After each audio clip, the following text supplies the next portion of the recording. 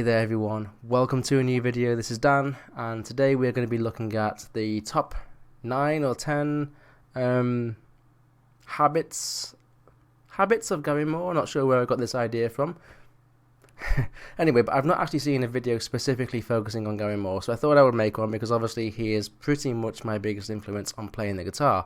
So yeah, of course this is just my opinion, the things that specifically has stuck out to me when I've listened to him or watched him play or whatever. It might be different for different players, different guitar players, but either way I just thought I'd put out there my thoughts and that sort of thing. As much as I might try to mimic Gary Moore, it doesn't really matter. I'm always going to sound a little bit like myself, never going to be fully like Gary Moore. But anyway, let's just get into the video and have a bit of fun, shall we? Okay, so before we talk about the actual habits of Gary, we're going to mention the key that we're in and what we're using. So we're using A minor pentatonic or A minor blues. That sort of thing. Just keep that in mind, because that's what we played that kind of intro solo using. So the first habit of Gary Moore we're going to talk about is going to be his use of unison bends. Now, not just unison bends, but it's the way that he used to play them. He'd get this really powerful sound. So here is a unison bend. Okay, let's play it more of a Gary way.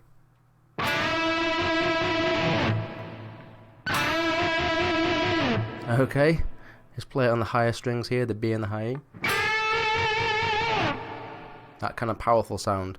So basically he's playing a unison bend and applying a lot of vibrato. So what is a unison bend? Basically, we bend a note up on a certain string here. So for example, the G string, we bend it up to a pitch. So for example, a full tone. And that pitch that we bent up to, we also play on the string above. Okay, so we're going to bend the 7th fret on the G string here up a full tone. It'll meet the pitch of the 9th fret. Okay, and then we play that same note on the 5th fret on the B. Okay, we play them together. You can kind of gradually bend if you want to, or you can bend it really quickly. It doesn't really matter.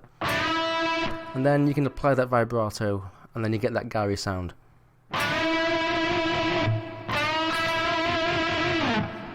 Okay, sometimes he would slide down as well. But that's a really powerful sound. I just heard Gary play that a lot. I think he used to play it when he played live versions of, I think it was Oh Pretty Woman. You'd hear him play. He'd use that so often. Just that kind of, you hear it everywhere. And when I'm doing that bend, by the way, I'm using my 2nd and 3rd finger on the G string, and I'm using my free 1st finger to play on the B string on the 5th fret. Okay. Okay, so another habit of Gary Moore is this kind of starter lick, I like to call it, that he used to use a lot. If you look at the video Live Blues, live in London, I think it's around 92. I think it's the first video I ever heard or watched of Gary Moore. He used to use this lick a lot, and it would sound like this. Okay, that's just it played once, but if you repeat that. Okay, sometimes he might start with a bend first. Okay, and then you might end it with some other lick. Right? But it's just that lick. I heard him play it a lot, and I've heard it in so many live performances where he just kind of bangs that lick out, and it's one of his little trademarks. At least to me it seems like. Maybe some other people, if you might see another video like this, they might not put this in there, but to me it's just something I've heard a lot. And basically all that is, and we're playing the 5th fret on the high E as an upstroke, then we're playing 8 and then 5 on the B, so that'll be a down up. Okay, and then we play the 7th fret there on the G as a full tone bend. Okay, kind of a gradual tone bend. And you can repeat that. I might bend that with my 2nd finger only there. And you can repeat that as I said. So yeah, I mean, sometimes he might play the lick like this.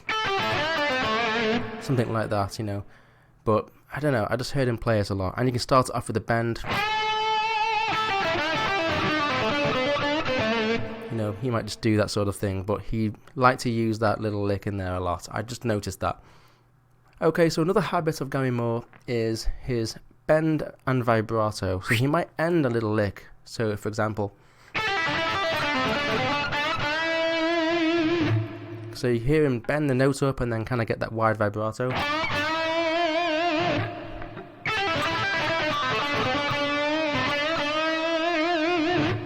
Just used to hear Gary do that a lot. Very wide vibrato, but he'd end a lick on that, accentuate that little bent note there, or big bent note I should say. So to get that kind of wide vibrato sound, normally when you bend a note up, so a full tone here, so for example this 7th fret, we would bend it up to the note and then release it and then bend it back up to the note slowly.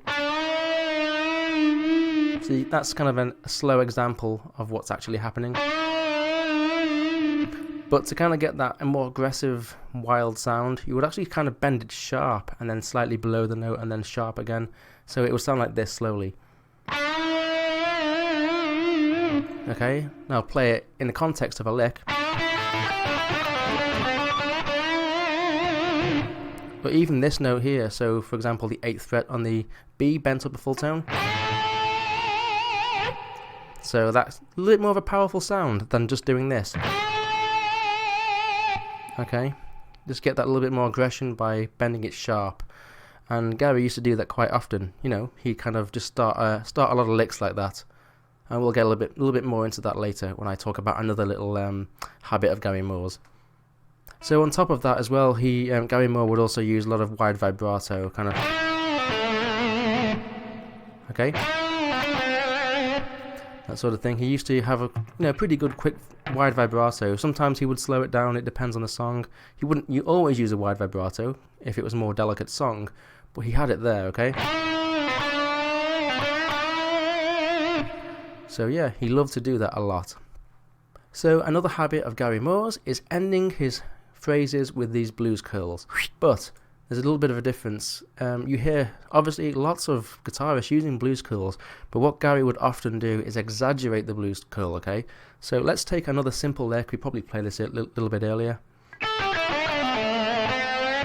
Okay, so that's a normal way of playing that with a little blues curl on the end. But Gary Moore would often do something like this. So you can hear that I've exaggerated that curl on the end. Gary would so often use those, you really get into those curls. Okay, it's kind of hard to do on the higher strings, getting the strength in that finger.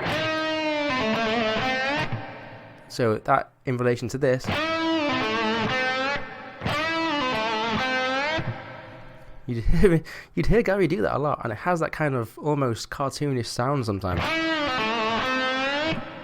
But it's just one of those little things. I'd hear Gary do that quite a lot, and to me it just sounded really awesome. So another example of a habit of Gary Moore's would be obviously his love for those fast blistering pentatonic runs, which would generally focus over the high 3 strings, so the E, the B and the G. And then might he finish on that D string there. So we can give an example of a couple of licks that he might use. Okay, and another one might be this. So there's kind of a couple of different ones which I'll go over. So the first one sounded like this slowly. A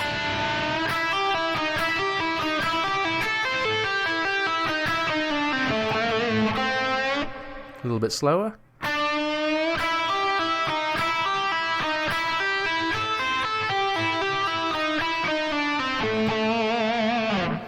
Okay, and the second one was something like this.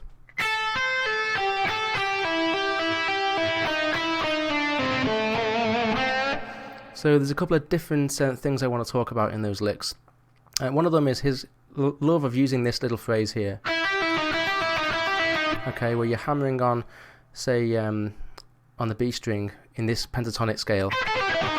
Okay, he lets you play this hammer on here, and then play that blues note underneath. He loved to use that. Okay, so he might often start with the bend, that sort of thing. And he would often then go to the high E as well, that sort of thing, and mix the two together, that sort of thing. And often, like in the second example that we played, he would often kind of play this trill kind of effect. So he would just kind of hammer on and pull off maybe like 3 times over the same few notes. So he would play something like this. Okay, that sort of thing. it's just a very Gary Moore thing that he used to do, a little trick. Sometimes he also might want to play this over all the strings. Okay, so in that example, he would be playing something like this.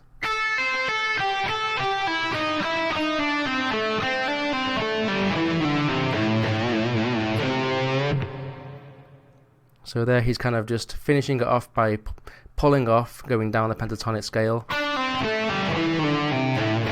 Okay, after playing kind of his trills and things on the high few strings. Very, very Gary Moore-esque sort of thing that he would do. Like to finish on that note.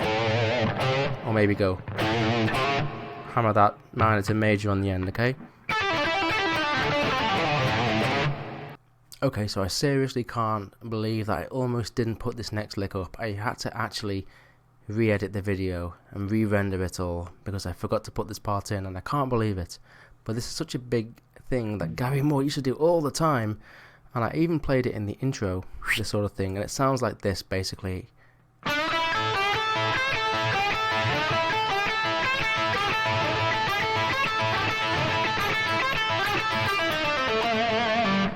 Okay, so basically we've all heard that Chuck Berry thing where he would say bend up the 7th fret on the G and then play the high E and B. Actually, well no, the B and then the high E, okay, on the 5th fret.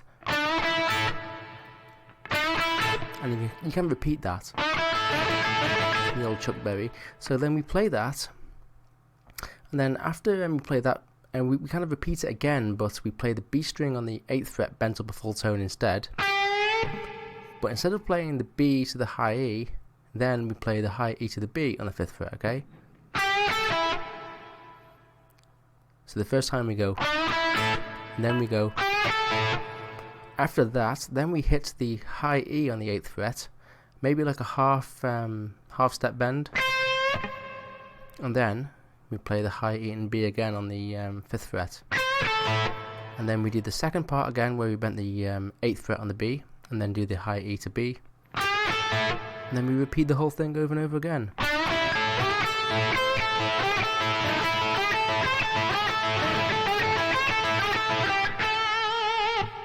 Okay, just such a Gary Moore thing. He used to do that in lots of licks. You might even go.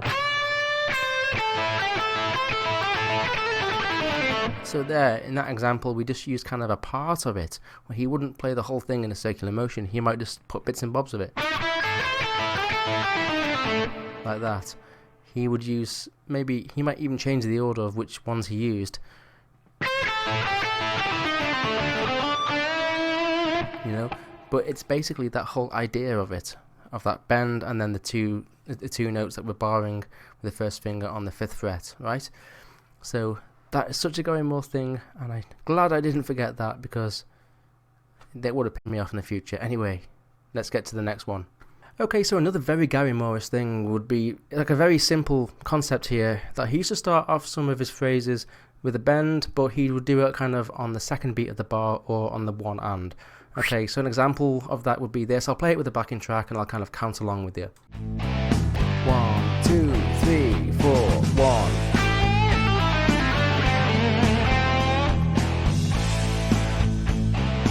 One, two, three, four, one.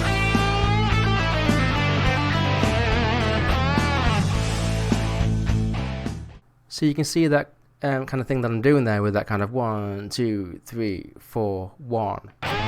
So not just kind of starting a lick on the actual one beat, but he would start off kind of with a powerful bend, but it would be that kind of on the off beat. He used to do that all the time. Just take a listen to him and you'll hear that he used to do it a lot, especially in his improvised solos. It's a very Gary Moore-ish type thing. So another very typical thing that Gary Moore used to do a lot is bending two strings at once. You might get quite a dissonant sound, but it had a very powerful sound, and he might use it kind of in the climax of his solos. So for example, if we were to play this lick, okay, that's A minor there, but we're playing the 10th fret, bend up a full tone, and then playing the rest of the lick. But if we can catch that B string on that bend on the way up, we would get this sound. Okay, Gary Moore used to do that all the time. And he would often repeat his bends as well. So he might just start off without doing that and then kind of go into it, kind of like this.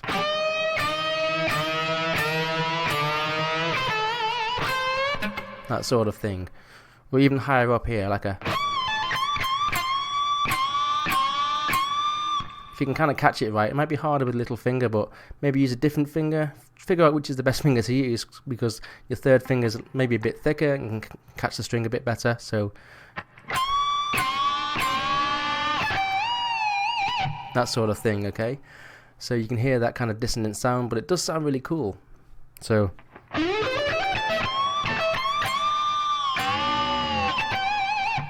it's kind of cool, right?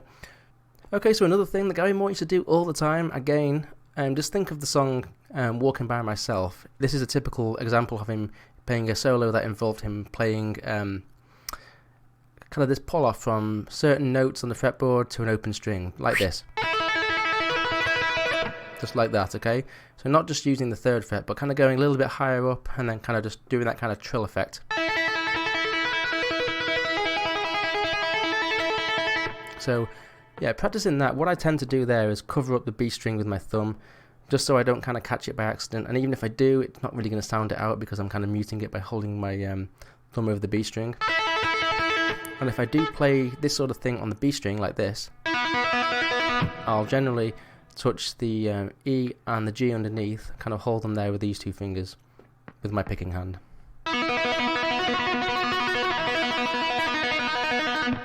So that's a very typical thing. Again, Walking By Myself. Just check out the song if you haven't already heard it. Very typical example of Gary Moore using that sort of thing. Okay, now this is another very simple thing that I used to hear Gary Moore do in his improvised solos kind of all the time. Was just this repeating little phrase here. Just that.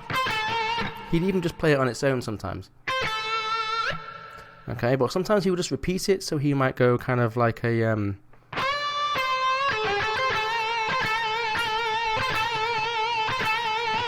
just kind of, basically all we're doing here is playing the root note is the bottom note, but above that we have this kind of minor third note. So it's basically maybe like the 8th fret on the high E to the 5th fret. He might repeat it that way, and he would apply a lot of vibrato to that second note.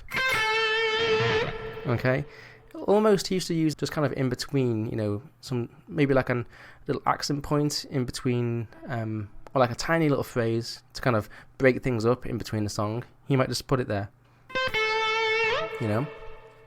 But if you move the same note higher up here, you can play it on the 13th fret to 10th fret here. But yeah, he used to repeat those two notes a lot. Sometimes he would repeat that lower note a lot, applying that vibrato as he did it. So yeah, it's just one of those little Gary Moore things. I mean, it's something simple, but I used to hear him doing it all the time. And if you want to get that Gary Moore sound, it's just something that he used to do. So finally, I want to talk about a little technique that Gary used to use a lot, which is kind of finger rolling. He would play a lot of licks that would involve doing this sort of thing. Okay? Especially those last few notes. Okay? Okay, where you would roll your finger over. So he would play a lick maybe like this. Okay, and that involves you kind of flattening out your third finger on the 7th fret here of this, of basically over the G and the D is kind of where we're focusing on. So if we were to play this lick, okay, we would be sliding from the the 8th fret to the 7th, pulling off to the 5th, and then we would play the 7th fret of the D and roll this finger over to the 7th fret of the G, okay? And then play the 7th fret of the D again. You'd hear Gary Moore do that all the time in a lot of his phrases. Okay, it's one of those little things he would do. I don't know why, but it's just one of his little characteristics. Okay? So you can come up with so many different phrases, and I'm just kind of improvising on the spot here, but I just used to hear him do this a lot. And you can kind of go up and down and use this little thing in between your phrases. It kind of keeps your phrases going in a way.